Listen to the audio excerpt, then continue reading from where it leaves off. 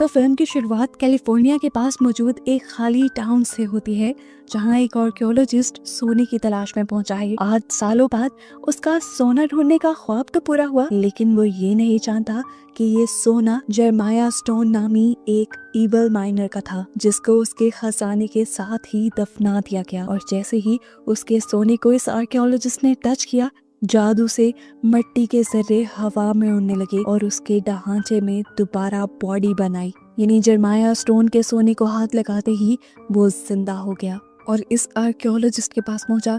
इससे पहले कि आर्कियोलॉजिस्ट इससे कोई बात करता, वो आर्कियोलॉजिस्ट के जिस्म में अपनी कुल्हाड़ी स्टैब करते हुए उसे जान से मार देता है और फिर उसका सारा खून एक पॉट में जमा कर लेता है। सीन कट होकर हम बर्टी को देखते हैं, जो उस आर्कियोलॉजिस्ट की सिस्टर थी। असल में वो आर्कियोलॉजिस्ट काफी टाइम से घर नहीं आया था और उसकी मॉम बहुत ज्यादा परेशान थी। बर्टी ने उन्हें हौसला दिया और कहा, वो पहले भी तो सोने की तलाश में भटकता रहता है, अभी भी वो यहीं कहीं होगा, आ जाएगा घर।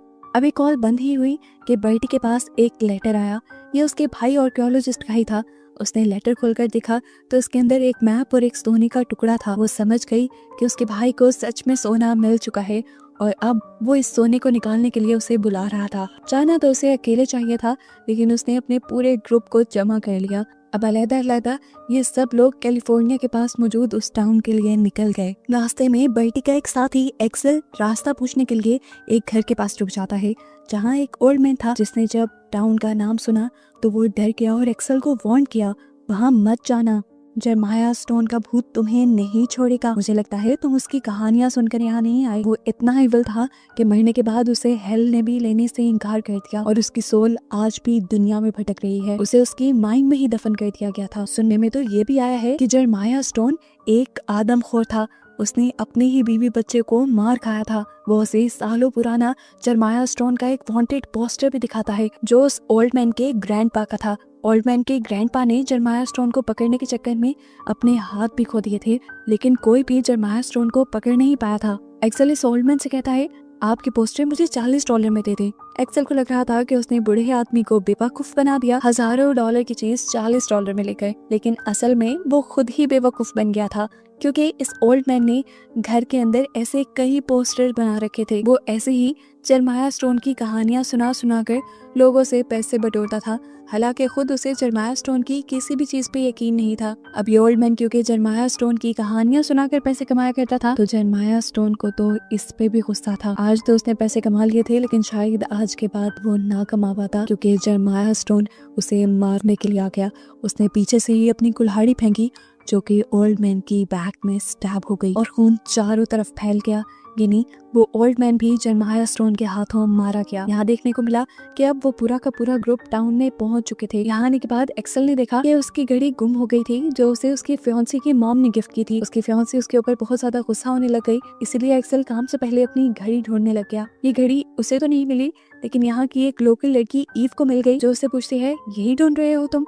एक्सेल हाँ में सर हिलाता है और यहाँ इनकी थोड़ी सी बातें होती हैं। ईवी बताती है कि वो अपनी आंट के साथ पास में ही रहती है। इनकी इन्हीं बातों के दौरान इन्हें एक्सेल की फियांसी की चिल्लाने की आवाज आई। लोग भागकर वहाँ गए। एक्सेल की फियांसी सैलून में थी और वहाँ पे मौजूद कबूतरों से डर गई थी। टाउन खाली था तो ये चीख दूर दूर तक गई, जिसे सुनकर यहाँ पर शेरिफ भी आ गए।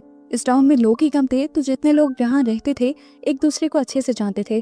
शेरिफ ने ईव को देखा और उससे उसकी आंटी के बारे में पूछने लगे और उसके बाद इस पूरे ग्रुप से पूछते हैं कि आखिर आप लोग यहाँ क्यों आए हैं। बर्टी उन्हें सच बताने वाली थी, लेकिन उसके साथी ने उसके मुंह पे हाथ रख लिया और उसके साथी ने शेरिफ से झूठ बोल दिया कि वो यहाँ सिर्फ कैंपिंग के लिए आए हैं। और वो सोने का टुकड़ा जो बर्टी शेरिफ को दिखाने वाली थी, बर्टी के साथी ने वो भी उसके हाथ से ले लिया और दूसरी लड़की को पकड़ा दिया। कैंपिंग का सुनकर शेरिफ भी इन्हें मशवरा देने लगा कि इन्हें यहाँ कहाँ कहाँ जाना चाहिए। तब ईव बोली, मैं इन्हें गाइड कर देती हूँ। जाने से पहले शेरिफ ने इन्हें वार्न किया था कि आगे रोड बहुत खराब है, तो इन्हें सिर्फ एक ही कार आगे लेकर जानी होगी और आगे जाकर उन्हें माइन से दूर रहना है। यानी शेरिफ उन्हें उसी गोल्ड माइन में जाने से रोक रहा था जिसके लिए कि लोग यहाँ आए थे।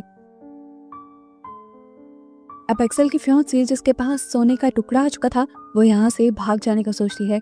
वो फजूल में ही अपने फियांसी से लड़ाई कर लेती है और यहाँ से जाने लगती है, लेकिन इससे पहले कि वो ये सोने का टुकड़ा लेकर ज्यादा दूर जा पाती, उसके सामने जेरेमाया स्टोन आ गया, जिसने उसकी गाड़ी को ही क्रैश कर दिया।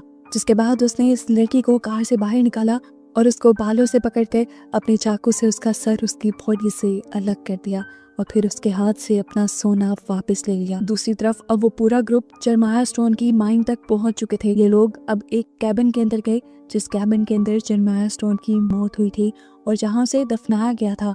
इसी जगह से उठकर जेरेमाया स्टोन ने उस आर्कियोलॉजिस्ट को यानी बर्टी के भाई को भी मारा था। यहाँ इन्हें आकर बर्टी का भाई तो नहीं मिला, लेकिन उसका बैग जरूर मिल गया जिसके अंदर आधे मैप का हिस्सा था। और इस मैप को फॉलो करते हुए बर्टी बताती है कि वो लोग आसानी से सोने तक पहुंच जाएंगे। अब इनके साथ मौजूद ईव जो इसी टाउन में रहती थी, जैसे ही उसने खजाने का नाम सुना तो वो डर गई, वो पैनिक हो गई और कहने लगी, तुम लोग खजाने के लिए यहाँ आए हो तो बस मारे जाओगे। ये कहकर वो भागकर यहाँ से चली गई और फौरन अपने घर गई। उसने अपनी आंट को बताया कि वो लोग खजाने के लिए यहाँ आए हैं। आंट ने उसे रिलैक्स किया और समझाया, उनको उनके किए की सजा मिल जाएगी, तुम उसे रोक नहीं सकती, लेकिन तुम उनके पास मत जाना। लेकिन ईव उन सबको ऐसे मरता नहीं देख सकती थी।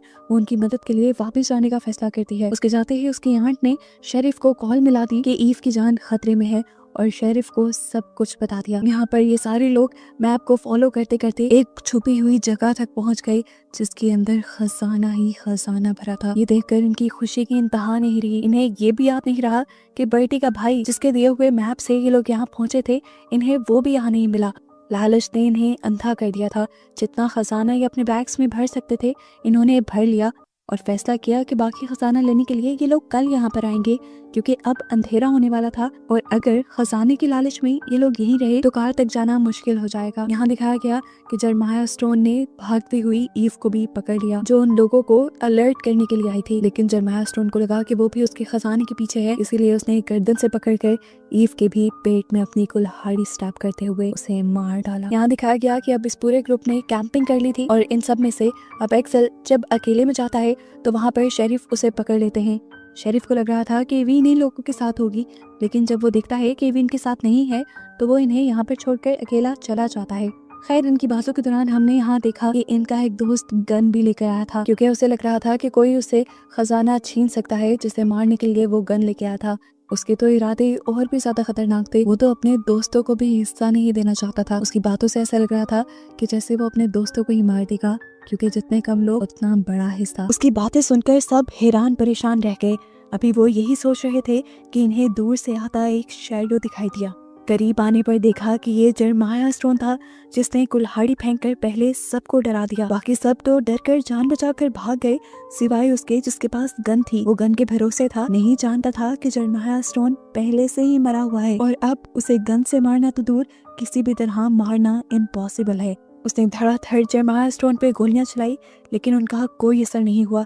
कि देखकर अब वो भी डर गया। उसने भी यहाँ से भागने की सोची, लेकिन सोना उठाकर अब एक लड़की कार में बैठ गई थी। इससे पहले कि वो कार चलाकर यहाँ से भाग पाती, जेरेमाया स्टोन दूर से ही अपनी कुल्हाड़ी फेंकता है जो उसके विंड स्क्रीन को तोड़ते हुए उसके सर में स्टैब हो जाती है और वो वहीं मर जाती है। देखकर बाकी लोग डर गए और दूसरे डायरेक्शन में भागने लगे। वहां जाकर देखा कि वो गन वाला आदमी पहले ही अपनी कार में बैठ गया था और अपने ग्रुप वालों को छोड़कर अकेला ही भागने की तैयारी में था। लेकिन जेरेमाया स्टोन उसे ज्यादा दूर जाने नहीं देगा। जेरेमाया स्टोन ने साइड विंडो से उसके कार के स्टीयरिंग को पकड़ लिया और तेजी से स्टीयरिंग घुमाते हुए उसकी कार को पूरी तरह अनबैलेंस कर दिया कि उसकी कार जाकर वहां मौजूद दूसरी कार से टकरा गई और ब्लास्ट कर गई और इसी ब्लास्ट में वो भी जलकर मारा गया।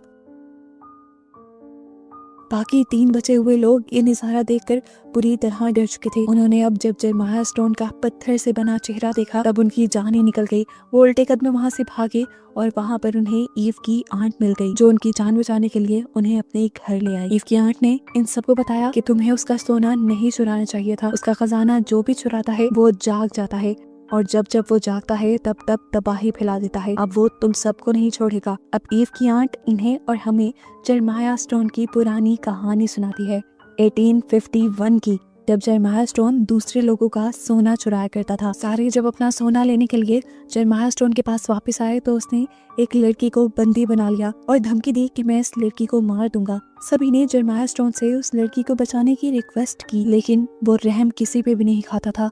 उसने सबके सामने लड़की को लटकाकर कुल्हाड़ी मार के बुरी तरह से उसका कत्ल कर दिया, वो भी सबकी आंखों के सामने। और इस गुस्से में वहाँ मौजूद सभी लोग उसके ऊपर धड़ाधड़ गोलियां चलाने लग गए। सभी यही एक्सपेक्ट कर रहे थे कि वो मर जाएगा, लेकिन इतनी गोलियां खाने के बावजूद भी वो नहीं मरा, क्योंकि वो पहले ही अपनी सोल को डेविल को बेच चुका था। वो सच में कैनिबल यानी आदमखोर भी था, क्योंकि उसने सबके सामने अपनी उंगली चबाई और फिर अपना खून सब लोगों पर थूक कर सब लोगों को कर्ज दे दिया कि जो भी मेरा सोना चुराएगा मैं जाग जाऊंगा और उसे मार डालूंगा। ये कहते ही वो अपनी माइंड के अंदर चला गया और वहीं पर सो गया। उस दिन के बाद से आज तक जब जब कोई भी उसके सोने को ढूंढ लेता है तो वो जाग जाता है और सबको मार डालता है और फिर दोबारा से अपना मिशन पूरा करने के बाद सो जाता है। अब तुम लोगों ने उसे जगाया है और तुम लोगों को मार कर ही सोएगा। ये ग्रुप वाले पूछते हैं क्या बचने का भी कोई रास्ता है, तो वो बताती है कि बचने का सिर्फ एक ही रास्ता है कि तुम उसके सारे सोने को वापस रख दो, छोटे से छोटा टुकड़ा भी वापस रख देना, नहीं तो कर्ज खत्म नहीं होगा। लेकिन छोटे टुकड़े किस किस के पास थे ये लोग नहीं जानते थे। तब आंट ने उन्हें कहा कि तुम उसे उसी की माइंड में बुलाओ और डायनामाइट से उसकी माइंड ही तबाह कर दो, शायद फिर वो मर जाए। अभी ये लोग प्लान कर ही रहे थे कि जरमाया स्टोन ने इसके घर भी आ गया। आंट ने जरमाया स्टोन को जलाने के लिए अपनी लालटेन उठा ली, लेकिन दूर से ही जरमाया स्टोन ने अपनी कुल्हाड़ी फेंकी और वो लालटेन टूट गई। केरोसिन ऑयल और आग एक साथ आंट के ऊपर गिरने की वजह से आंट भी यहाँ जलकर मारी गई। इसके बाद उन्होंने इस ग्रुप के एक साथी का गला पकड़ लिया। इससे पहले कि वो उसे जान से मार देता,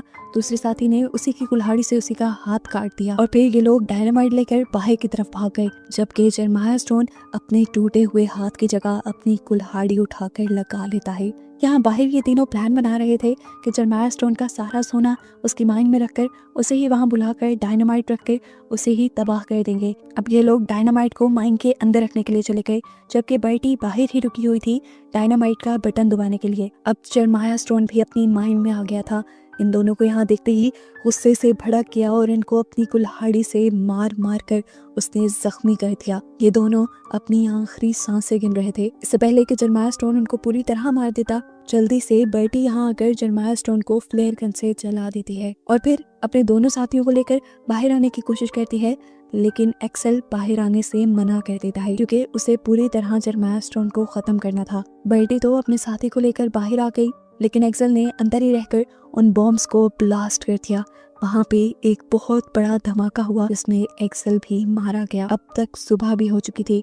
बर्टी और उसका साथी अभी तक जिंदा थे। इन दोनों ने देखा कि अभी भी थोड़ा सा खजाना इन दोनों के पास था। बर्टी के साथी ने जल्दी से वो खजाने का बैग दूर फेंक दिया और तभी यहाँ से शेरिफ का भी गुजर हो गया। शेरिफ ने इन दोनों को यहाँ देखा तो इन दोनों की मदद करने के लिए उन्हें अपनी वैन दे दी और फिर इस जगह को देखने लगा जो रात तक ठीक थी, लेकिन अब पता नहीं कैसे टूट गई थी। उसे रात वाले वाकये के बारे में कुछ नहीं पता था। उसे यहाँ पर एक बैग भी मिला जो अभी बर्टी और उसका साथी पहन कर गए थे, जिसे जैसे ही उसने उठाया तो जमीन को चीरते हुए एक और मर्तबा जरमाया स्टोन जमीन से बाहर निकल आया। वो दोबारा से जिंदा हो गया तबाही फैलाने के लिए, और अब वो क्या करेगा इसी मिस्ट्री के साथ ये कहानी यहाँ खत्म हो जाती है।